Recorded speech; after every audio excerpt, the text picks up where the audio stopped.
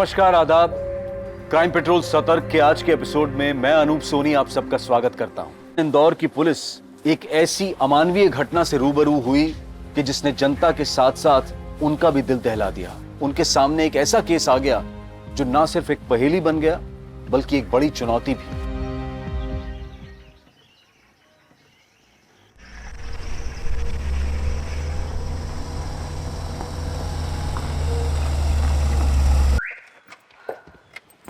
टीना, थोड़ा सामान लेके चलो, मैं अकेला कैसे लाऊंगा? किसी काम के लिए लाए हो मुझे यहाँ?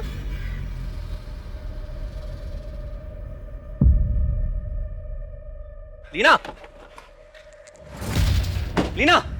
चिल्लाओ मत केतन, और कुछ काम तो ऐसा करो कि मुझे भी लगे कि मेरा कोई पति है। Leena, stop it! सुनो! लीना!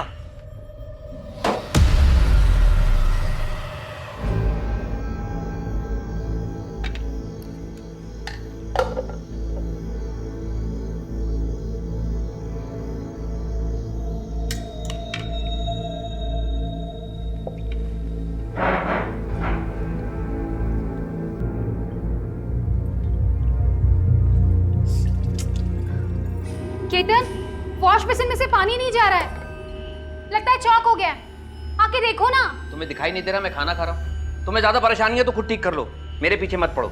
2 वक्त चैन से खाना भी नहीं खाने देते। अरे खाओ, जी भर के खाओ, मैं तो कह रही हूँ सुबह तक खाते रहो।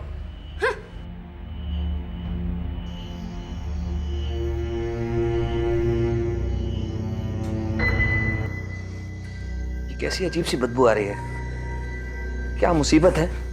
चैन से सो भी नहीं सकते।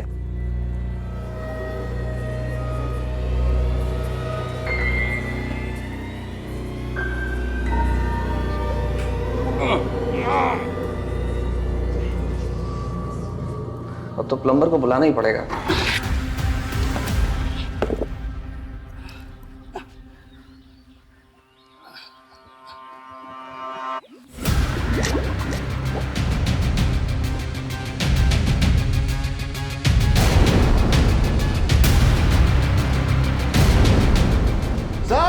साहब जल्दी है साहब।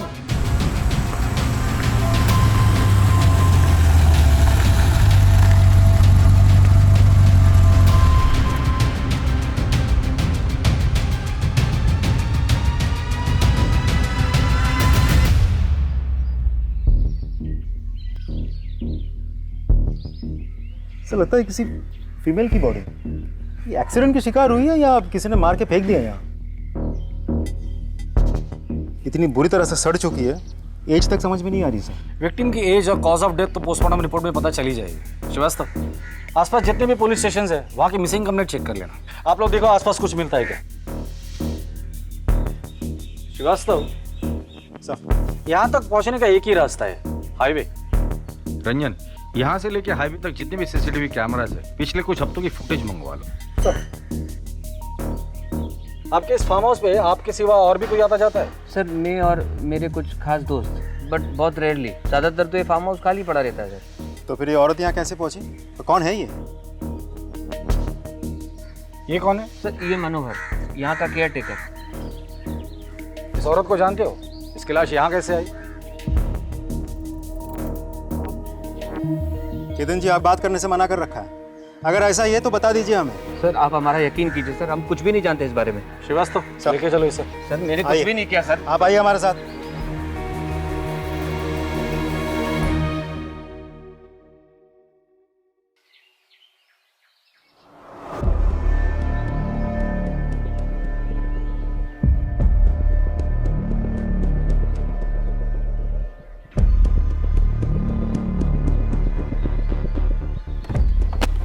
क्या टांग झांक कर रही? जा अपना काम कर, निकल यहां से।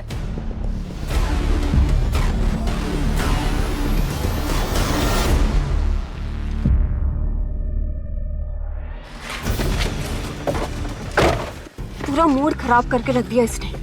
अब देखना, ये ऑफिस में जाकर ना हमारी चुगली करेगी। अगर इसने चुगली करी ना तो मैं स्मिता की ना बैंड बजा दूंगा। तू चिंता मत करता रहा। चिंता नहीं, मुझे गुस्सा आ रहा है सुरेंद्र। ज्यादा होशियार बनती जा रही है आजकल ये, बात बात पर मेरी गलतियां निकालती है।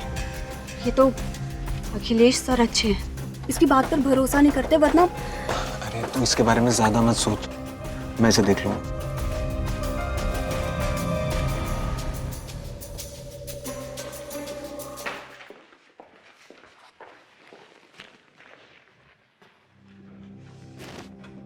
देख स्मिता, यहाँ किसी के साथ भी चुगली करने की हिम्मत मत करना। Yes sir. तारा, घर जाने के पहले मुझसे मिलकर जाना। Okay sir.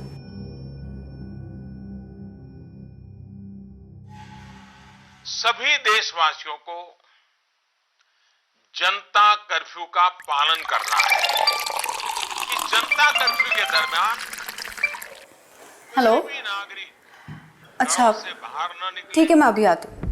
न सड़क पे जाए, डियर वाइफ, न मोहल्ले न्यूज़ नहीं में, सुनी? सोसाइटी में। घर से बाहर कोई नहीं जा सकता। पतिदेव, ऑफिस का काम है, मुझे जाना होगा। पागल हो गई? बाहर जनता कर्फ्यू लगा हुआ है। मुझे जरूरी काम है, समझो बात को। की सफलता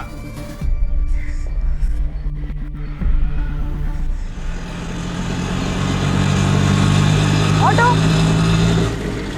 भैया प्लीज आगे तक लेकर चलेंगे, बहुत जरूरी काम है।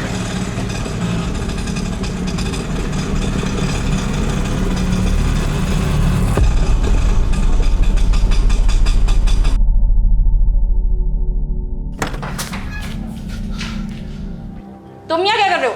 बड़ा शौक है ना तुझे तारा की जासूसी करने का। चल बता, आज जनता कर्फ्यू के दिन तारा ऑफिस क्यों गई थी? सुरेंद्र देखो, तुम जाके अपनी बीवी से पूछो ना। और हाँ, एक बात कान खोल के सुन लो, दोबारा मेरे घर पे ये शराब पी के मत आना। देख लूंगा मैं तुझे। हाँ हाँ ठीक है, देख लूंगा तुझे, जाओ मैं यहाँ बता। से।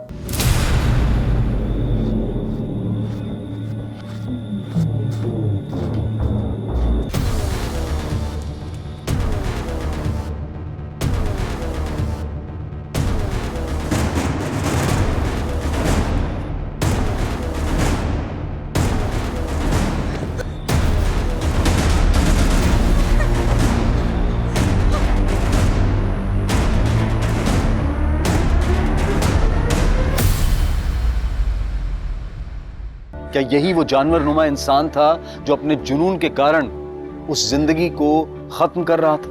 पुलिस को भी इन्हीं सारे सवालों के जवाब चाहिए थे और इन्हीं जवाबों को ढूंढने की पहली कड़ी के रूप में पुलिस केतन को इंटेरोगेट कर रही थी। मुझे कुछ नहीं पता। लेकिन हमें पता है कि तुझे बहुत कुछ पता है। सर मेरा यकीन करिए सर, मुझे कुछ नहीं पता। मुझे यकीन सिर्फ इन दोनों पर है। अगर ये दोनों अपने पर आ जाए ना तो मुर्दों से भी सच उगलवा लेते हैं। तू तो अभी जिंदा है। चल बोल। मुझे एक बात याद आ गई सर। बड़ी जल्दी याद आया तुझे? मेरे फार्म हाउस पे एक कुक भी काम करता था सर, निसार। वो फार्म हाउस पे अपनी बीवी के साथ रहता था। नाम क्या था? उमंग, उसकी पत्नी का नाम। फिर कुछ महीने पहले निसार, मनोहर, छोड़ो। क्या हुआ? क्यों कुत्तों की तरह लड़ रहे हो? साहब ये मेरी बीबी को छेड़ता है। नहीं साहब, झूठ बोल रहा है ये। निसार तुम जाओ यहाँ से, मैं बात करता हूँ। निकलो तुम से, चलो। साहब तेरे को कितनी बार मैंने मना किया उससे मत उलझा कर। साहब मैंने कुछ नहीं किया साहब। जा यहाँ से। बहुत नैन मटक्का करती है। आशिकी का भूत सवार है तेरे सिर पे। छोड़ से। क्या पागलपन है ये? साहब देखिए, आपने मनोहर को छोड़ने को कहा, मैंने उसे छोड़ दिया, लेकिन ये मेरी बीवी है। इसे मारूं, कूटू, कुछ भी करो, आप बीच में मत पड़िए। बस सर, वो दिन है और आज का दिन है। निसार अपनी पत्नी के साथ कभी फार्म हाउस वापस नहीं आया। मैंने उसको बहुत ढूंढने की कोशिश की सर, लेकिन वो मिला ही नहीं। कब की बात है ये? सर 3 महीने हो गए शायद। हाँ डॉक्टर साहब, ठीक है, हम लोग आ रहे हैं हॉस्पिटल। जब तक फॉरेंसिक की रिपोर्ट नहीं आती इसे यही रहेंगे तो। और वो निसार और उमंग पता करो ये लोग कहाँ हैं, और केयरटेकर मनोहर इंटरोगेशन के लिए लेकर आओ उसे। तब तक हम लोग हॉस्पिटल होकर आते हैं। Sir hello. तो डॉक्टर साहब रिपोर्ट्स रेडी है? सर बॉडी की कंडीशन बहुत खराब हो चुकी है, हमें थोड़ा और टाइम लगेगा फर्दर इन्वेस्टिगेशन के लिए। ठीक है, लेकिन हो सके तो जल्द से जल्द कीजिए, क्योंकि आपको जितना वक्त लगेगा उतना ही वक्त क्रिमिनल को मिलेगा सबूत के साथ छेड़छाड़ करने के लिए। मेरे स्टाफ को घर गए हुए 2 हफ्ते हो गए, बट डोंट वरी, आप हमारी इनिशियल फाइंडिंग्स के ऊपर आपकी इन्वेस्टिगेशन जारी रखिए। जैसे कि बॉडी में मल्टीपल कट्स है, जिसके कारण हेवी ब्लड लॉस हुआ है। मरने वाले की उम्र 25 या 26 साल होगी। उसकी स्कल भी बहुत बुरी तरह से टूट चुकी है, उसे गला घोंटकर मारा गया है। सर पर भी बहुत सारे निशान हैं, लगता है किसी बड़े पत्थर से मारा है। और हाँ, सबसे बड़ी शॉकिंग बात, इस बॉडी से हार्ट, लंग और लिवर गायब है। और यहाँ रिब केज की हड्डियों पर किसी इंसान के दांतों के निशान है। डॉक्टर साहब, क्या बॉडी के चेहरे से जो स्कल है उससे हम उसका चेहरा बना सकते हैं? I will try my level best. Thank you. इंसान के दांतों के निशान? श्रीवास्तव, कहीं ये अपराधी कोई नरभक्षी तो नहीं है? कि जिस तरह से पुलिस के सामने पोस्टमार्टम की रिपोर्ट आई थी और उन्हें ये पता चला था कि महिला के शरीर के कुछ अंग गायब हैं, तो पुलिस के लिए ये एक शॉकिंग न्यूज थी। क्या उनका सामना एक नरभक्षी से होने वाला था? सर, हमें फार्म हाउस से कुछ दूरी पर एक सीसीटीवी मिला है, उसमें कार दिखाई दे रही है। उसका नंबर है MP0932JK। ठीक है, आरटीओ से ओनर का पता निकालो। जी sir. MP0932JK।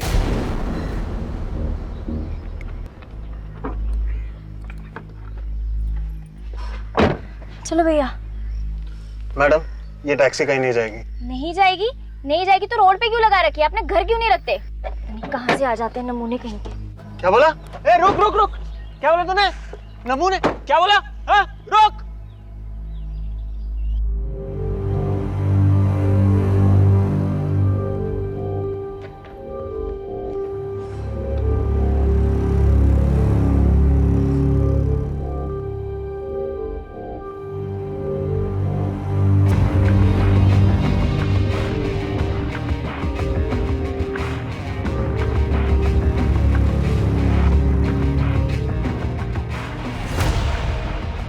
Good morning.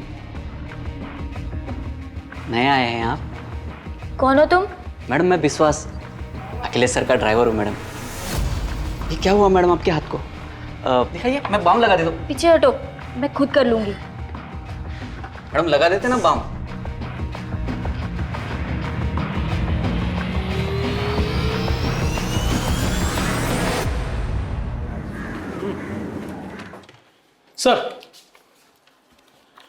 Sir ये स्केच आ गया। सर, ये हमने विक्टिम का 3/4 फेस बनाने की पूरी कोशिश की है, क्योंकि उसका जो ब्रोन स्ट्रक्चर था उसके हिसाब से इतना ही मैच हो पाया है। ठीक है, जाइए। सर, एक इन्फॉर्मेशन है सर। बोलो। सीसीटीवी फुटेज में हमें जो गाड़ी दिखी थी, उस गाड़ी की डिटेल्स मिल गई है।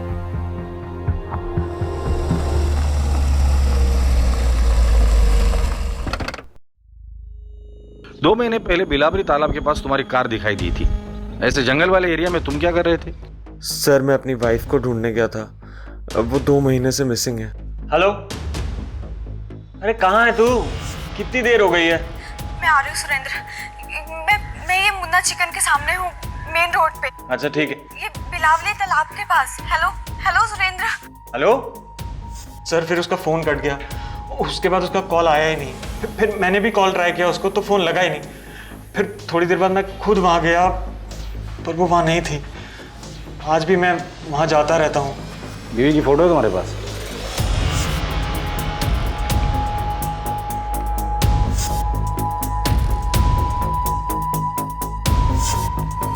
सर सिमिलर तो है, लेकिन लगता नहीं कि यही है। क्या हुआ सर? दरअसल उस तालाब के पास हमें एक औरत की लाश मिली है। सर, मेरी बीवी तारा सिर्फ गायब हुई है, उसके साथ ऐसा कुछ उल्टा सीधा नहीं हो सकता। तुम इतने यकीन के साथ कैसे कह सकते हो? और अगर वो गायब है तो तुमने जाके पुलिस स्टेशन में रिपोर्ट लिखवाई थी?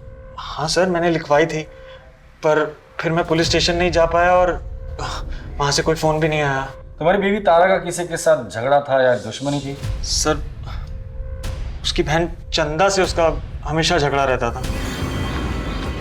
यहाँ क्या करने आई है तू? तुझे ये कहने आई हूँ कि अब देवास वाला घर तू मेरे नाम कर दे। वो घर पापा ने मेरे नाम किया है। तो मैं भी तो उनकी बेटी हूँ ना, तो उस हक से तो वो घर मेरा भी हुआ। अगर हक होता ना तेरा तो पापा तुझे जरूर तेरा हिस्सा देते। चुपचाप वो घर मेरे नाम कर दे, वरना सोच लेना तू। वरना क्या करेगी? तुझे ऐसी मौत मारूंगी ना कि तेरी रूह भी कांप जाएगी, और तेरे मरने के बाद तो प्रॉपर्टी मेरे नाम खुद ब खुद हो जाएगी। तू मेरी बीवी को मारेगी? समझती क्या है तू अपने आप को? वो तो तुम दोनों बहुत जल्द समझ जाओगे। बस सर, चंदा उसे ऐसे ही धमकी देती रहती थी। मैं तो परेशान हो गया था उनके झगड़ों से, यहाँ तक कि मैंने तारा को कह दिया था कि चंदा को प्रॉपर्टी दे दे, लेकिन तारा को अपने पापा के घर से एक इमोशनल लगाव था, इसलिए उसने मेरी बात नहीं सुनी। हालांकि सर, इस प्रॉपर्टी के लिए चंदा ने कोर्ट केस भी किया है, जो पिछले साल से चल रहा है। तारा वो केस जीतने भी वाली थी। हो सकता है सर चंदा ने कुछ किया हो।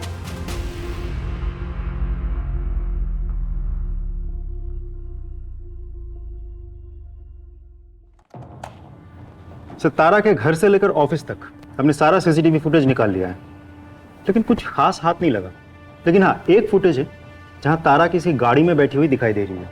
अब क्योंकि अंधेरा है तो विजुअल क्लियर नहीं है सर।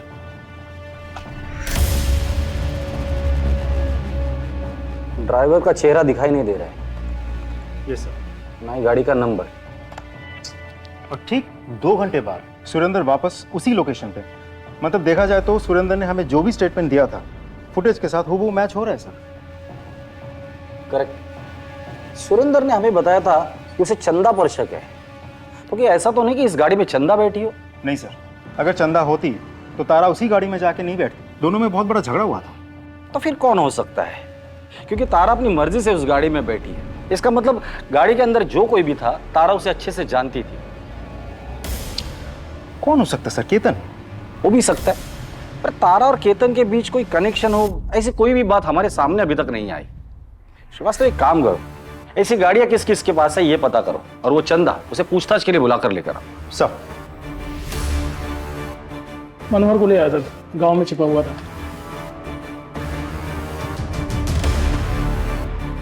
बोल मनोहर। साहब, मुझे यहाँ क्यों लाया साहब? साहब, मैंने कुछ नहीं किया साहब। वो उस दिन फार्म हाउस में लाश मिली ना, तो मैं थोड़ा सा घबरा सा गया था, तो इसलिए मैं अपने घर भाग गया था। मनोहर, जिस लाश की तू बात कर रहा है ना, उस लाश का हार्ट, लीवर और लंग तीनों गायब है। अब सिर्फ इतना बता दे, वो लाश किसकी थी और किसने मारा था उसे? नहीं साहब, मैं वहाँ काम करता था साहब, मैंने कुछ नहीं किया साहब। ये निसार और उमंग वो कैसे गायब हो गए? सच बता, वो लाश उमंग की है ना?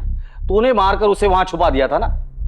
क्या किया रे उस बॉडी पार्ट्स का? मैंने कुछ नहीं किया, बस उससे थोड़ी सी हमदर्दी थी।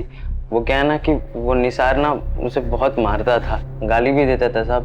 बस उमंग ना उन सारी बातों से ना परेशान रहती थी, तो वो बस अपना मन हल्का करने के लिए वो सारी बातें मुझे बताती थी। अच्छा, तेरा ये जो मालिक है केतन और उसकी बीवी लीना, इनके ताल्लुकात कैसे? वैसे तो ठीक ही है, मतलब उन दोनों के बीच में टेंशन चलते रहता है। केतन आखिरी बार फार्म हाउस पे कब आया था?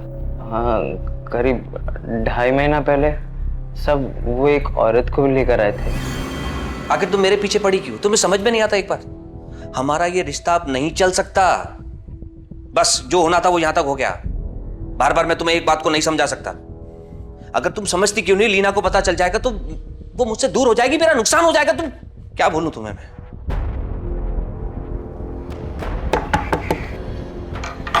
साथी,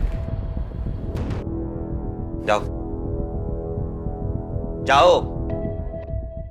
सब लीना मैडम के साथ वही औरत आई थी जो केतन सेठ के साथ आई थी।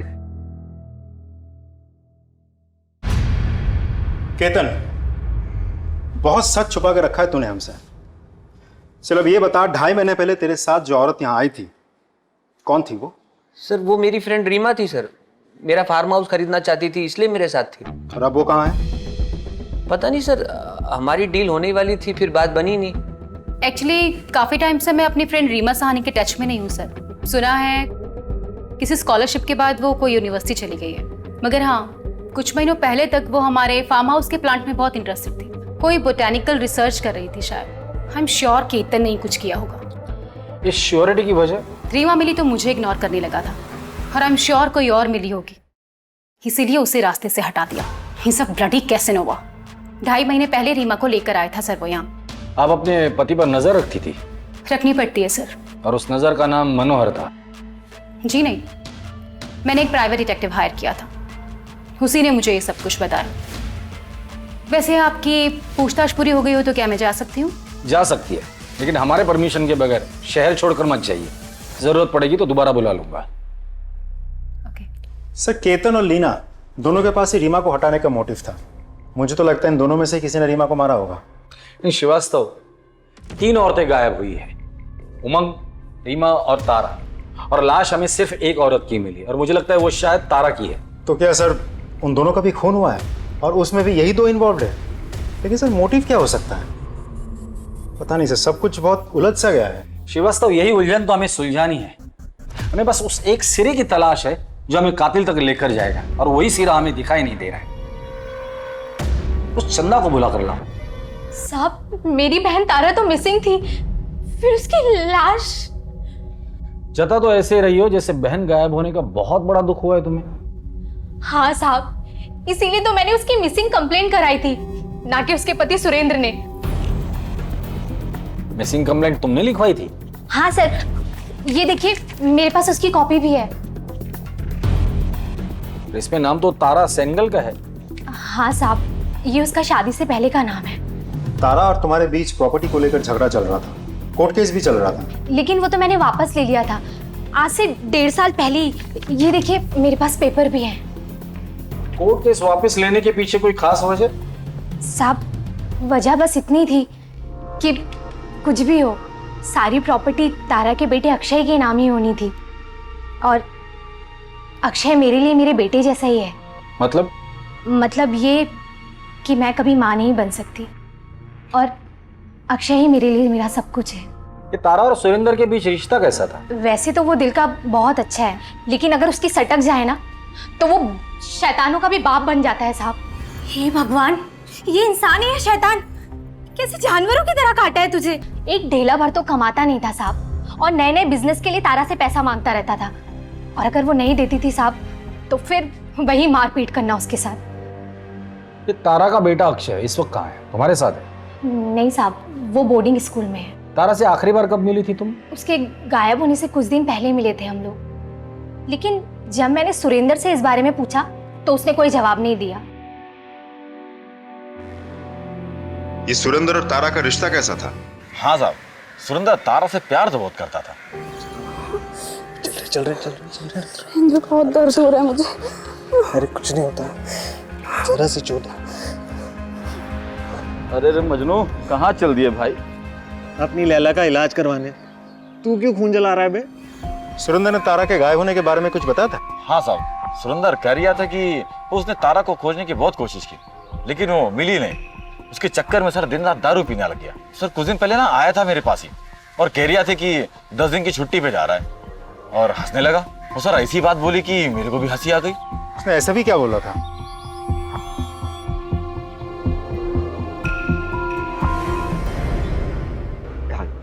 डैड, मुझे वो शर्ली को घर छोड़ने जाना है, प्लीज आपकी कार मिलेगी?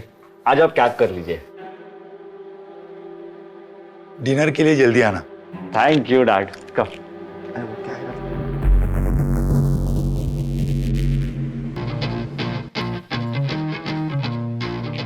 मीना, थोड़ा वॉल्यूम तो कम करो। नहीं होगा बंद, इसको सुनने से शांति मिलती। शांति खामोशी में मिलती। नहीं होगा बंद, और आपको जहाँ शांति मिलती है ना, आप वहाँ जाइए। और तुम जहानुम में जाओ, देखता हूँ मुझे कहाँ शांति मिलती है।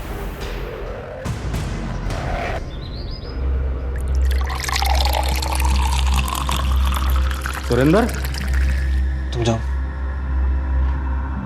सर, आप यहाँ कुछ काम था? हाँ, तुम्हारी बीवी गायब होने के बाद तुम बहुत गम में थे ना, तो सोचा मिलकर थोड़ा गम बांट लेते हैं तुम्हारा। श्रीवास्तव, देखो बेचारा कितने गम में है। बीवी को जाकर 1 महीना नहीं हुआ और तुमने दूसरी शादी भी कर ली। सर वो मैं अकेला नहीं रह सकता। नाम क्या है इसका? तारा। तारा? सर वो तारा की याद में मैंने इसका नाम तारा ही रख दिया। आपकी बीवी तारा कहाँ काम करती है? सर वो अखिलेश सीए के यहाँ काम करते थे। क्या? तारा की लाश मिली? So sad. Mister Akhilesh, Tara आपकी एम्प्लॉय थी, उसके गायब होने के बाद आपने पूछताछ नहीं की? सर, मैंने उसके मिसिंग होने के बाद में कुछ सीनियर पुलिस ऑफिसर से बात की थी, लेकिन कुछ पता नहीं चला। और लॉकडाउन के चलते मैं भी हेल्पलेस था। और अब जाके जब ऑफिस खुला तो...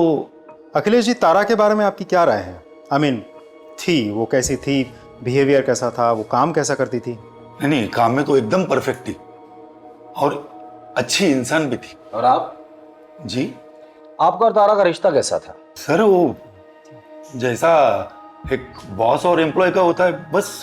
जिस दिन तारा गायब हुई थी आपने उसे फोन किया था, वो घर पर थी और वो घर से ऑफिस के लिए गई थी, क्यों? सर, उस दिन मेरी गाड़ी सर्विसिंग के लिए गई थी और मुझे एक ऑफिस से फाइल अर्जेंटली चाहिए थी, तो मैंने उसे कहा कि ऑफिस से फाइल लेकर मेरे घर आ जाना, मगर वो आई नहीं। मैंने कांटेक्ट करने की भी कोशिश की, मगर कुछ हुआ नहीं। ठीक है, फिलहाल के लिए आप जा सकते हैं, जरूरत पड़ेगी तो दोबारा बुला लूंगा। जी सर, थैंक यू।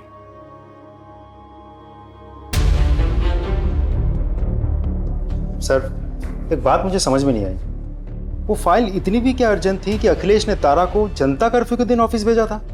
हाँ सर, जब वो ऑफिस से काम खत्म करके घर जा चुका था, फिर उसे अचानक से फाइल की याद क्यों आई? बात किसी फाइल की है ही नहीं। इस अखिलेश ने हमें आधी कहानी बताई है, बात कुछ और ही है। Extra marital affair sir? हो सकता है। हाँ, लेकिन इंसान के दांतों के निशान भी तो हमें बॉडी पे मिले थे, उसका क्या? और एक्स्ट्रा मैरिटल अफेयर के साथ नरबख्शी का क्या कनेक्शन हो सकता है? बहुत स्ट्रेंज केस है सर। अखिलेश के ऑफिस और घर के आसपास उसके बारे में पूछताछ करो और उसका वो ड्राइवर उठाकर लेकर आओ उसे। वो जरूर कुछ ना कुछ तो जानता होगा जिससे हमें इस केस की लीड मिल जाएगी।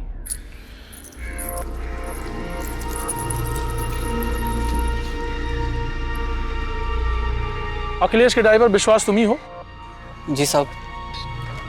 सर, विश्वास।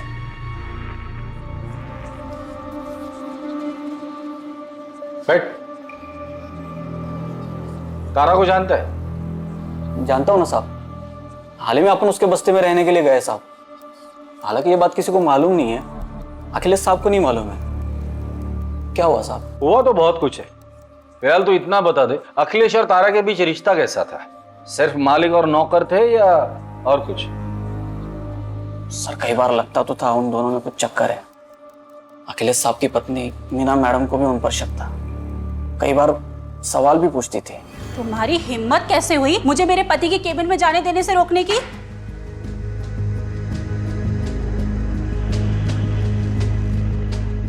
ऐसे कौन से काम में बिजी थे कि आपका प्यून मुझे अंदर आने से रोक रहा था? क्या चल रहा है इस ऑफिस में? बहुत गुस्सा करती थी साहब। उस दिन फोन पर भी वो किसी से बात कर रही थी। अरे भैया, कुछ तो उपाय करो। देखो, मैं कुछ भी करने को तैयार हूँ, बस ये तारा नाम की बला से ना पीछा छूट जाए। बस मैं इतना चाहती हूँ कि तारा ना इस दुनिया से ही उठ जाए। ठीक है, जाओ तुम।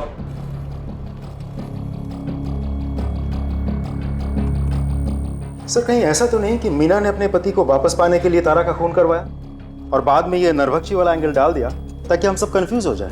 हो सकता है, क्योंकि कोई भी औरत अपने पति को दूसरे के साथ देख ले तो जलन तो होगी, और बदले की आग में वो किसी भी हद तक जा सकती है। तुम चंदा और तारा के केस डिटेल्स निकालो, मुझे लगता है हमें मीना से भी बात करनी होगी।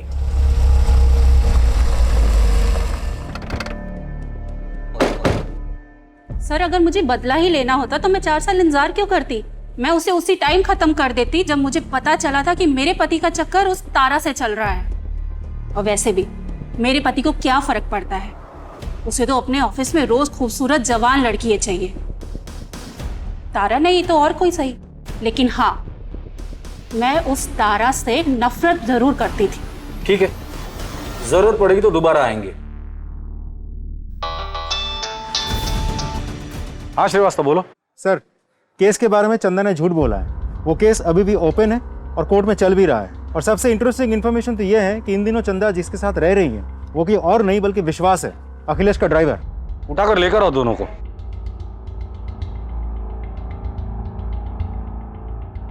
तुम दोनों ने बहुत कहानियां सुनाई मुझे, अब मुझे असली कहानी सुननी है। साहब, मैंने केस वापस ले लिया था, लेकिन विश्वास ने बोला कि केस वापस चला दे। इसने मुझे मजबूर किया, इसलिए मैंने वापस चला दिया। ये बोला कि प्रॉपर्टी तुझे नहीं चाहिए तो मैं रख लूंगा। मैं इससे प्यार करती हूँ साहब, इसलिए मना नहीं कर सकी। पर साहब सच में तारा को मैंने नहीं मारा साहब। सब तारा को मारना ही होता तो सर मैं चंदा को केस चलाने के लिए क्यों कहता सर?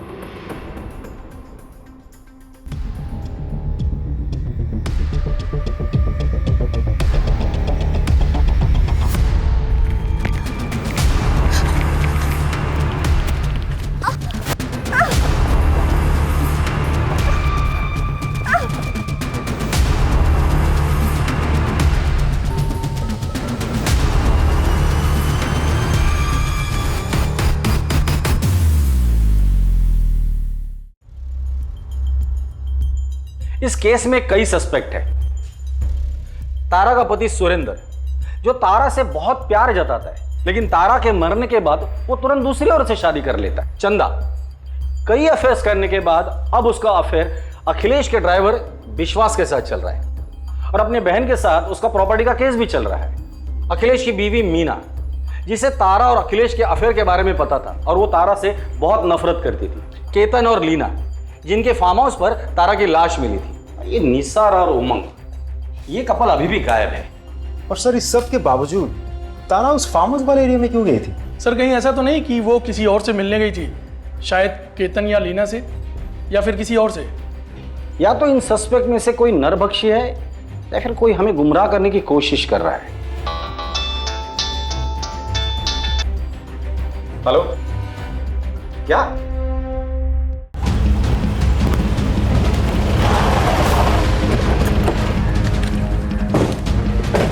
फोन आपने किया था? हाँ सर। बॉडी कहाँ दिखाई?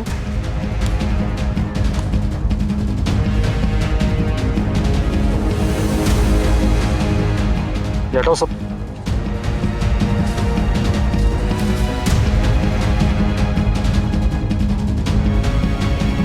सर इसका चेहरा तो पहचान में ही नहीं आ रहा है। सर मारने का तरीका देखा आपने? इसे भी बिल्कुल तारा की तरह ही मारा गया है। आस पड़ोस में लोगों से पूछताछ करो, किसी ने कुछ देखा है या नहीं। बॉडी को पोस्टमार्टम के लिए भेज दो।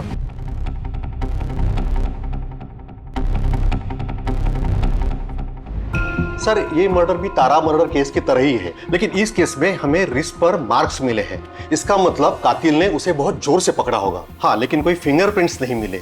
इसका मतलब कातिल ने हैंड ग्लोव्स पहने होंगे। और हैरत की बात यह है कि इन दोनों केसेस में, दोनों बॉडीज में हमें एक चीज कॉमन मिली है और वो है ओमेगा 3। ओमेगा 3 तो स्टेरॉइड है जो अक्सर जिम जाने वाले लोग लेते हैं। इसका मतलब कातिल जो भी है वो जिम फ्रीक आदमी। उसे ड्रग्स और स्टेरॉइड की भी आदत है। वो अपनी बॉडी बनाने के लिए बहुत सारे अननेचुरल सप्लीमेंट्स और स्टेरॉइड के यूज करता होगा। Thank you very much doctor. Sir Nisar की बीवी उमंग का पता चल गया है सर, वो पास के ही गांव में है। सब मेरा पति निसार बहुत शक्की था।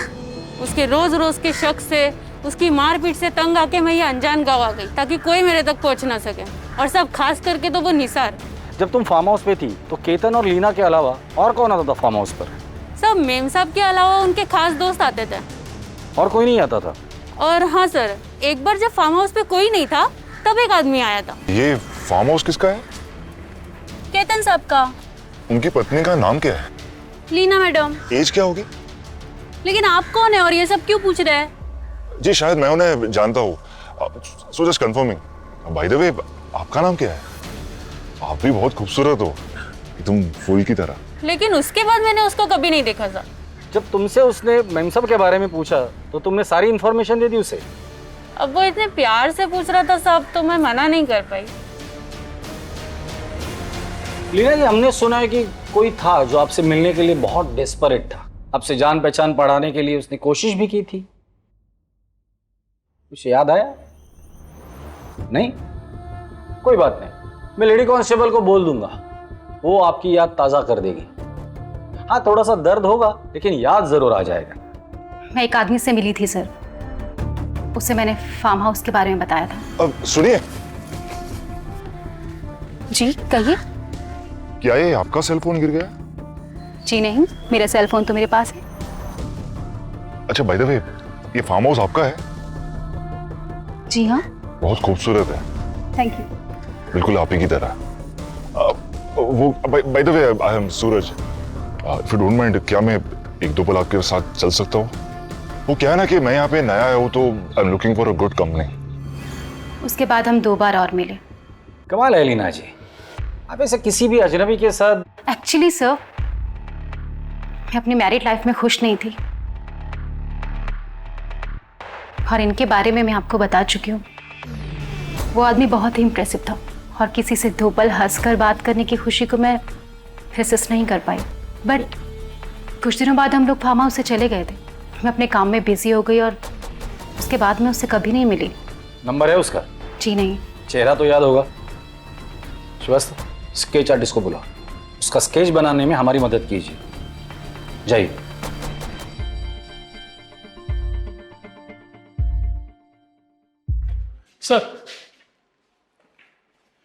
सर ये रमन है, वो जंगल वाली लाश के क्राइम स्पॉट के पास इसने किसी को देखा है। साहब उस जंगल के रास्ते पर मैंने एक अमीर आदमी को देखा था साहब, बड़ा अजीब लगा मुझे, क्योंकि वहाँ तो अक्सर मजदूर आते जाते थे। अब ऐसे रास्ते पर वो आदमी अपनी महंगी कार लाया और चला गया, कुछ समझ में नहीं आया सब। स्केच बनवा सकते हो उसका? श्रीवास्तव, स्केच आर्टिस्ट को बोलो और इसका स्केच बनवा लो। सर आप आइए मेरे साथ।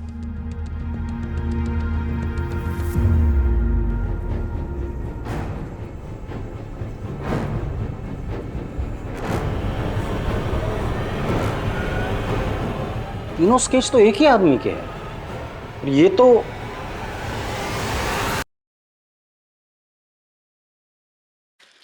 अखिलेश जी। सर आप बैठिए बैठिए बैठिए। यहीं से गुजर रहा था, सोचा आपसे मिलकर चला जाऊं। अरे कहाँ ये घास फूस खा रहे हैं आप? अरे हाँ, लॉकडाउन था ना, नॉनवेज मिला नहीं होगा आपको।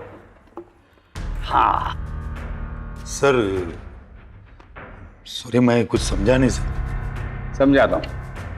अखिलेश जी, आपने हमें बताया कि आपने तारा को ऑफिस भेजा था फाइल लाने के लिए, क्योंकि आपकी गाड़ी सर्विसिंग के लिए गई थी। पर आपने ये नहीं बताया कि आप गाड़ी सर्विसिंग से वापस लेकर भी आए थे। अखिलेश जी, शर्ली कहाँ है? और उसका बॉयफ्रेंड, मतलब आपका बेटा, वो कहाँ है? बेटा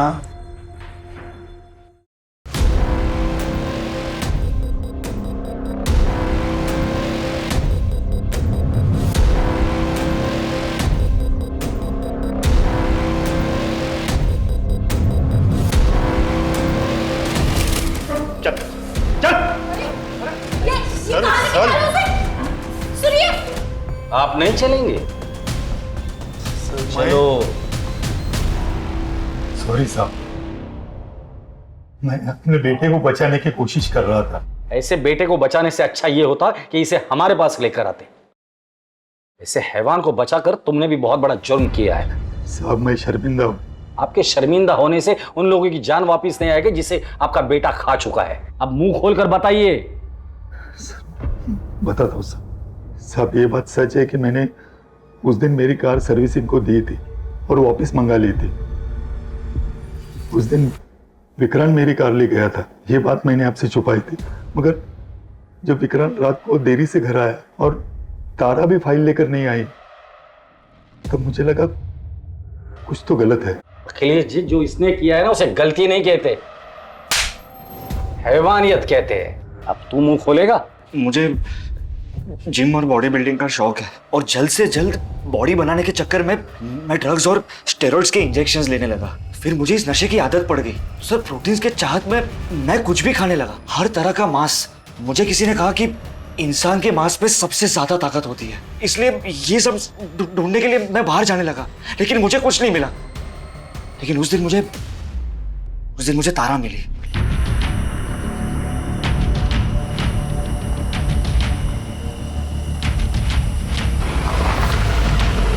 अरे तारा, कहाँ जा रही हो? आपके घर जा रही हूँ, ये फाइल आपके पापा ने मंगवाई है। आओ बैठ जाओ, मैं घर ही जा रहा हूँ, तुम्हें छोड़ देता हूँ। ओके। वो जैसे गाड़ी में बैठी, पता नहीं मैं आउट ऑफ कंट्रोल हो गया और उसे फार्म हाउस की तरफ ले जाने लगा, लेकिन उसने ऐतराज किया। ये आप कौन से रास्ते से जा रहे हैं सर? ये रूट गलत है। नहीं, सही रास्ता है, मैं काफी बार इस रास्ते से गया, डोंट वरी। नहीं सर, देखिए मुझे ना कुछ भी ठीक नहीं लग रहा है। आप मुझे यहीं छोड़ दीजिए, मैं घर खुद चली जाऊंगी। प्लीज़ आप गाड़ी रोकिए और ये फाइल आप अपने पापा को खुद ही दे देना।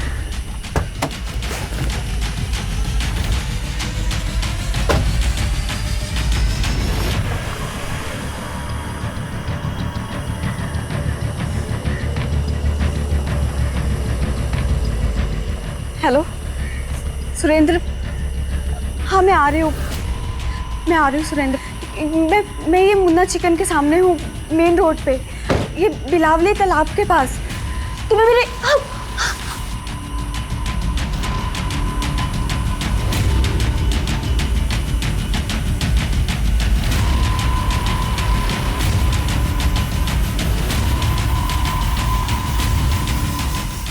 मेरे सर पर पागलपन सवार था सर।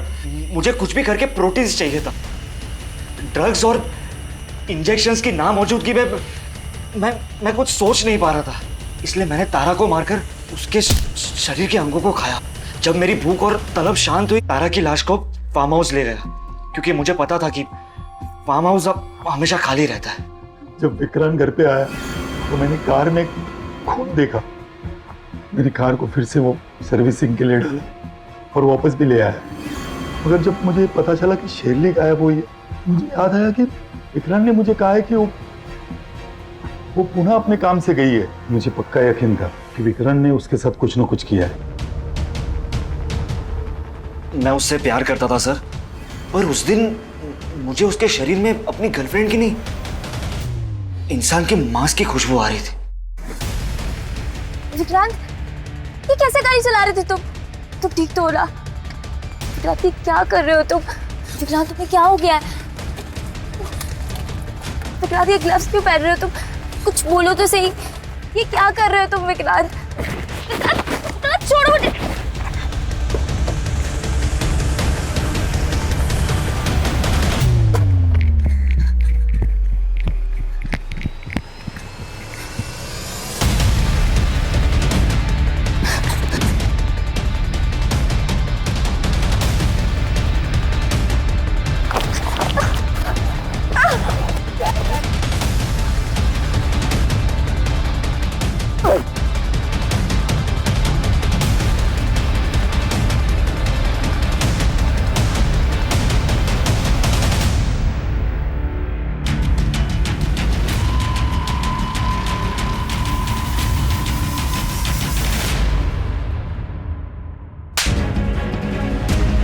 इंसान नहीं, एक नरभक्षक है, नरभक्षक।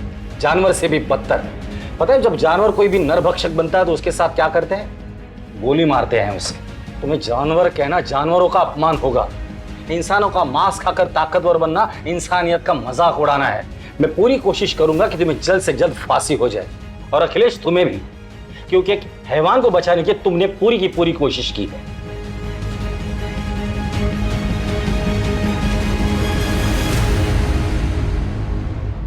ये समय हम सब के लिए आत्म परीक्षण का समय है, एक सबक सीखने का समय है, ताकि हम अपने अंदर की कमजोरियों को जान सकें और उन्हें दूर करने की पूरी कोशिश करें। और खासकर हमें अपने मानसिक स्वास्थ्य का ध्यान रखना है। अगर अखिलेश ने वक्त रहते अपने बेटे को सही राह दिखाई होती और मेडिकल हेल्प ली होती तो उसे इस तरह से शर्मसार नहीं होना पड़ता। अगर विक्रांत ने अपने जुनून में स्टेरॉइड्स और इंजेक्शंस का इस्तेमाल नहीं किया होता तो वो कभी नरभक्षी नहीं बनता। और सबसे बड़ी बात, अगर सुरेंद्र तारा से लड़ने और रूठने के बजाय घटना वाले दिन उसके साथ चला जाता तो क्या तारा की दर्दनाक मौत टल नहीं जाती? अगर जुनून को सही राह मिल जाए तो पर्वत लांघे जा सकते हैं, समंदर को चीरा जा सकता है, लेकिन अगर जुनून भटक जाए तो क्या हश्र होता है वो आपके सामने है। ध्यान रखें कि कहीं आपका कोई अपना इस तरह के जुनून का शिकार ना हो रहा हो। उनके साथ समय बिताएं, उनसे बात करें, उनकी मदद करें, ताकि फिर से इंसानियत शर्मसार ना हो। मैं अनूप सोनी आपसे विदा लेता हूं। फिर मुलाकात होगी क्राइम पेट्रोल सतर्क में एक और नए केस के साथ। तब तक अपना और अपने परिवार का ख्याल रखें, सतर्क रहें, सुरक्षित रहें और देखते रहें क्राइम पेट्रोल सतर्क। जय हिंद।